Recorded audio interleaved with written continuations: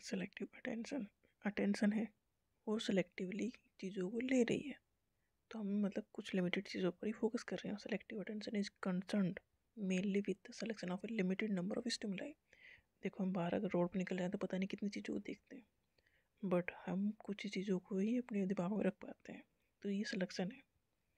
Selection of A limited number of stimuli मतलब बाहर से जो भी चीज़ हमने देखी, सुनी, फील की, सब कुछ, और object from a large number of stimuli मतलब दुनिया में इतनी चीज़ें देखते हैं और हमारी मेमोरी में कुछ चीज़ें होती हैं। तो इसका मतलब ये है कि हमने अपनी अटेंशन कुछ चीज़ों को ही दी है। It involve the ability to concentrate on a particular aspect of a situation मतलब अगर हमने सारी चीज़ों को नहीं दी, कुछ चीज़ों पे ही दी है, इसका मतलब ये है कि हमने उन चीज़ों पर ही फोकस किया है, कंसंट्रेट किया है। तो सेलेक्टिव अटेंशन की एबिलिटी है to concentrate on a particular aspect of a situation, while दूसरे को अवॉइड कर देना है मतलब कुछ चीज़ों का अगर ज़्यादा फोकस है तो कुछ चीज़ें छूट रही हैं। Filtering out less important detail मतलब कुछ चीज़ों की जो डिटेल है उस पर हमारा ज़्यादा फोकस गया और कुछ पे कम गया, मतलब सिलेक्शन उसमें हुआ। तो कौन कौन से फैक्टर हैं जिससे हमारी अटेंशन अफेक्टेड होती है? जैसे एक्सटर्नल फैक्टर मतलब हम बाहर घूमने निकले हैं तो कौन कौन सी चीज़ें हैं जो हमारी अटेंशन को खींच लेती हैं? तो एक्सटर्नल फैक्टर है, अगर मोर इंटेंस स्टिमुलाई है more likely to be capture attention मतलब कुछ अलग सी चीज़ें अगर हमने देख ली तो वो हमारे ध्यान में रहेगी। अनयूजुअल स्टिमुलाई मतलब जो कॉमनली नहीं होता, अगर ऐसा कुछ हो तो अनयूजुअल हो तो tend to attract attention due to their distinctiveness मतलब कुछ डिफरेंट हो। मतलब अगर टू सीटर गाड़ी हमने देख ली तो वो हमें ज़्यादा याद रहेगी कि अगर हम मेन रोड पे निकले हैं वहाँ गाड़ी गाड़ी बहुत सारी जा रही हैं, तो कोई टू सीटर अच्छी सी गाड़ी देख ली तो वो अनयूजुअल है। तो जो अनयूजुअल स्टिमुलाई है वो ज़्यादा अट्रैक्ट करेगा हमारे अटेंशन को। Stimuli that contrast with the background मतलब बैकग्राउंड से कुछ एकदम हट के ही नज़र आए, कुछ एकदम डिफरेंट नज़र आए, तो वो भी हमारे अटेंशन मतलब कुछ भी ऐसी चीज़ें जो हमारा ध्यान अपनी साइड खींच ले।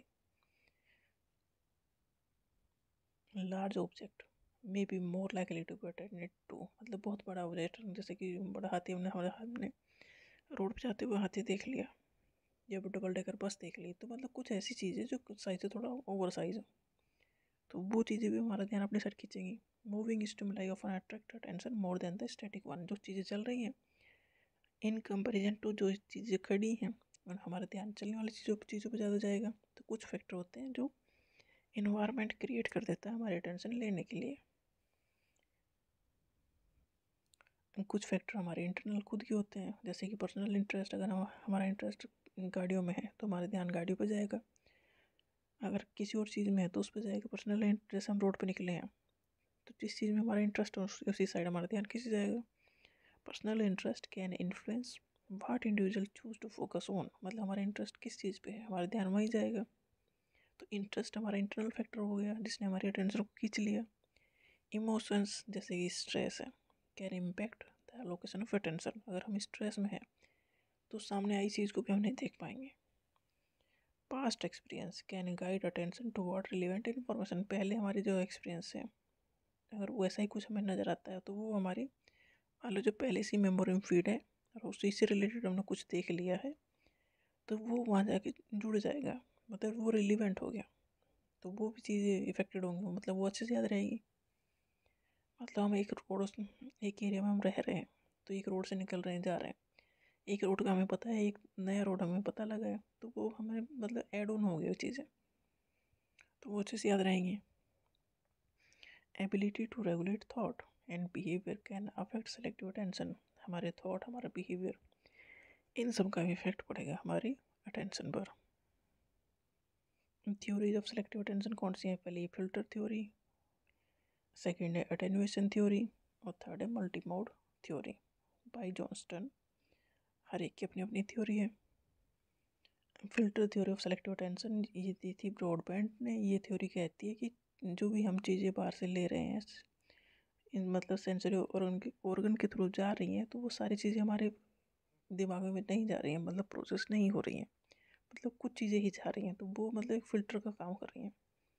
This theory suggests that attention operates as a selective filter that processes information in a serial manner मतलब जो इन्फॉर्मेशन गई है उसे प्रोसेस करके अंदर भेज दिया गया है मेमोरी में।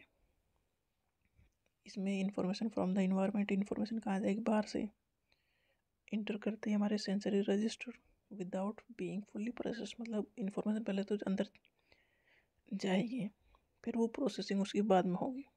तो सेंसरी रजिस्टर में जितनी इन्फॉर्मेशन गई है उतनी इन्फॉर्मेशन की प्रोसेसिंग नहीं हुई है, मतलब फ़िल्टर हो गया। कुछ इन्फॉर्मेशन ही प्रोसेस हुई है जो शॉर्ट टर्म मेमोरी में गई है, वहाँ से लॉन्ग टर्म मेमोरी में गई है, तो फिल्टर हो गई यहाँ पर बहुत सारी इन्फॉर्मेशन। तो सेलेक्टिव फ़िल्टर कैसे काम कर रहा है, एज ए बोटल नेक, मतलब एक रुकावट का काम कर दिया सेलेक्टिव फ़िल्टर ने। दैट सेलेक्टिवली अलाउ, इसने क्या किया, इसने सेलेक्टिवली अलाउ किया only certain information to pass through based on specific features. Selective filter ने कुछ इन्फॉर्मेशन को ही अंदर जाने दिया, सारी इन्फॉर्मेशन अंदर नहीं गई। तो एक फ़िल्टर का काम किया, एक रुकावट का काम किया। The filtered information then processed and a meaning is created. जब इन्फॉर्मेशन की प्रोसेसिंग होगी तो मीनिंग क्रिएट होगा, मतलब फिर वो हमारी मेमोरी में फीड हो जाएगी। Finally the meaningful information enter the short term memory for further processing and potential storage in long term memory. जो मीनिंगफुल इन्फॉर्मेशन है वो शॉर्ट टर्म मेमोरी में गई, फिर वहाँ से प्रोसेस होकर वो लॉन्ग टर्म मेमोरी में जाएगी। सेकेंड है attenuation theory of selective attention by Treisman, 1962 में ये आई। This theory was develop by modify, ये थ्योरी पहले वाली थ्योरी को ही मॉडिफाई करके बनाई गई है। इस थ्योरी में उन्होंने कहा कि जैसे कि पहले वाली थ्योरी में ये था कि फ़िल्टर हो रही हैं चीज़ें, तो फ़िल्टर जो हो गई वो चली गई और जो नहीं हुई वो ख़त्म हो गई। बट जो ये थ्योरी कह रही है कि वो जो इन्फॉर्मेशन रह गई वो परमानेंटली वो ख़त्म नहीं हुई है, वो है। तो अटेन्यूएशन थ्योरी कह रही है, this theory propose that the stimuli not getting access to the selective filter at a given moment of the time are not completely blocked. मतलब उन्हें कम्प्लीटली ब्लॉक नहीं किया गया है, वो स्लिप हो जाते हैं, अंदर चली जाती है तब भी। The filter only weaken their strength, तो फिल्टर ने उनकी जो स्ट्रेंथ है उसे वीक करने का काम किया है। सारी इन्फॉर्मेशन देखो जितने भी स्टिमुलाई हैं, तो फिल्ट्रेशन थ्योरी कह रही थी कि कुछ तो चली गई और कुछ ख़त्म हो गई, बट अटेन्यूएशन थ्योरी कह रही है कि जो चीज़ें गई हैं, जो इन्फॉर्मेशन गई है वो तो गई है, बट जो बाद में रह गई है उनकी स्ट्रेंथ कम होगी पर वो भी स्लिप हो गई अंदर। Thus, some stimuli manage to escape through the selective filter to reach higher level of processing. Even some stimuli, even though fairly weak, may also generate response. अगर कुछ स्टिमुलाई ऐसी होती है ना कि हमने प्रोसेसिंग पे ध्यान नहीं दिया है पर वो तब भी हमें ध्यान आ जाती है।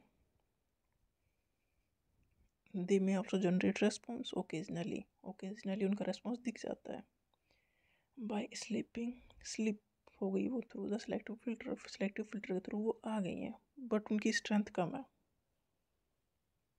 Multimode theory by Johnston and hinge, this theory believe that attention is a flexible system that allow selection of stimuli over other at 3 stage. इसमें कह रहे हैं कि इन्फॉर्मेशन की प्रोसेसिंग 3 स्टेज में हो रही है, और जितनी प्रोसेसिंग होगी उतनी अच्छे से वो इन्फॉर्मेशन फीड होगी हमारे अंदर। तो पहली स्टेज में होगा visualise image of stimuli are constructed. पहली जो स्टेज है मेमोरी की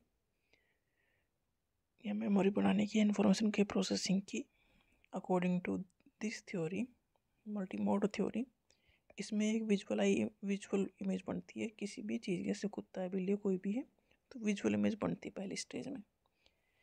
सेकेंड स्टेज में उसका ऑब्जेक्ट का नाम कंस्ट्रक्ट किया जाता है कि इसका नाम क्या है, मतलब किस तरह से हम उसे जानते हैं।